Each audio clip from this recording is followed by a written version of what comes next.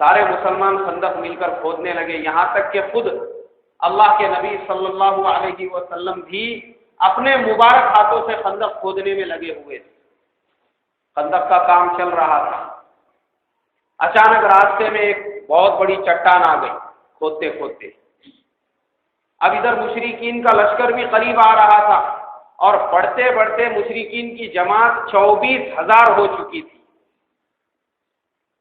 24,000 کے لشکر میں 4,000 اونٹ سوار تھے اور 300 گھڑ سوار تھے۔ اتنی بڑی جماعت تھی مشرکین۔ وہ یہ ارادے سے نکلے تھے کہ بس اب مسلمانوں کا کام ہی ختم کرنا ہے۔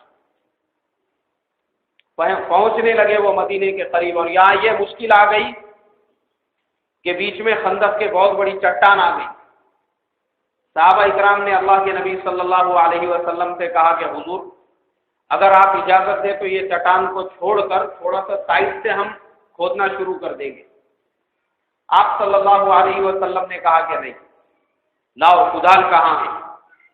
آپ صلی اللہ علیہ وسلم نے اپنے مبارک ہاتھوں میں وہ کدال لی، اور تاریخ میں یہ واقعہ لکھا ہوا ہے کہ پوری طاقت سے اللہ اکبر بول کے جب آپ نے اس پر مارا تو اس کے اندر ایک شگاف آ گیا اور چنگاریاں نکلنے لگی۔ آپ صلی اللہ علیہ وسلم نے مسلمانوں سے کہا کہ مسلمانوں تمہارے لیے خوشخبری ہو، یہ جو چنگاری نکلی تھی اس کے اندر اللہ تبارک و تعالی نے تم کو ملک شام کی کنجیاں عطا کر دی۔ واپس سے کدال اٹھایا، پھر پوری طاقت سے اس کے اوپر مارا تو پھر اس کے اندر سے جو ہے ایک اور چنگاری نکلنے لگی۔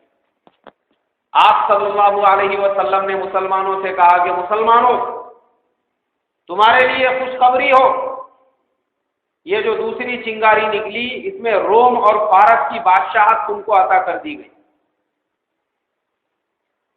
پھر تیسری مرتبہ اللہ کے نبی صلی اللہ علیہ وسلم نے اس کدال کو اٹھایا اور اللہ اکبر بول کر جب اس کے اوپر مارا تو وہ پوری کیا پوری چٹان جو تھی وہ مٹی کی طرح سے ریزہ ریزہ ہو کے زمین پر ڈھیر ہو گئی۔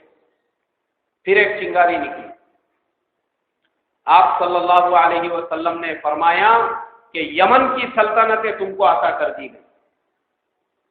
تو منافقین بھی تھے، میں نے آپ کو پچھلے جمعہ بتلایا تھا منافقین کے بارے میں کہ منافقین وہ لوگ جو مسلمانوں کے ساتھ میں جب رہتے تھے تو کہتے تھے کہ قالوا آمنا، ہم لوگ ایمان لائے، اور جیسے ہی مسلمانوں سے دور ہوتے تھے یہود کے پاس جب جاتے تھے تو کہتے تھے وَإِذَا خَلَوْا إِلَىٰ شَيَاطِينِهِمْ قَالُوا إِنَّا مَعَكُمْ إِنَّمَا نَحْنُ مُسْتَهْزِئُونَ، ہم تو مسلمانوں کے ساتھ ہنسی مذاق کر رہے تھے۔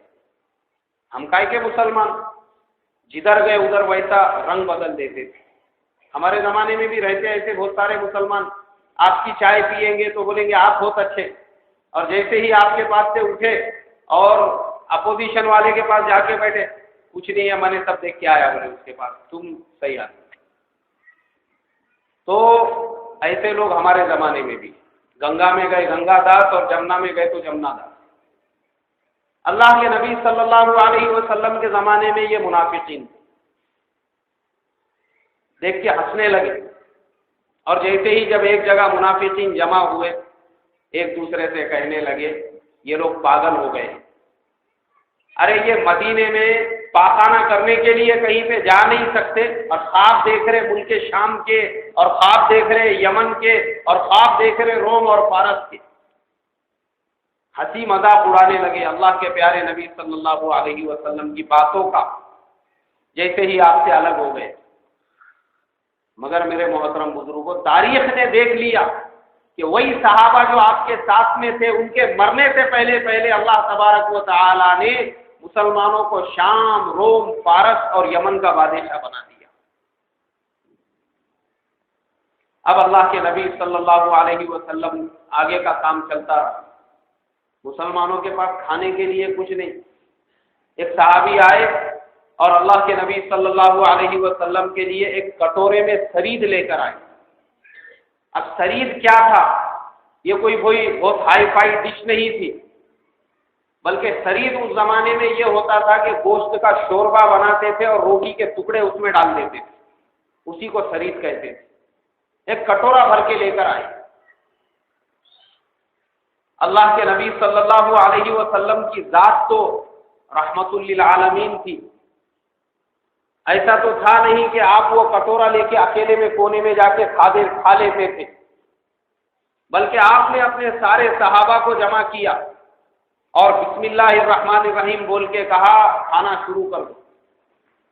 4000 وہ صحابہ اکرام تھے جنہوں نے ایک کٹورے میں سے کھایا اور پیٹ بھر کر کھایا، اور جب سب نے کھا لیا اس کے بعد آپ صلی اللہ علیہ وسلم نے اس میں سے نوش فرمایا۔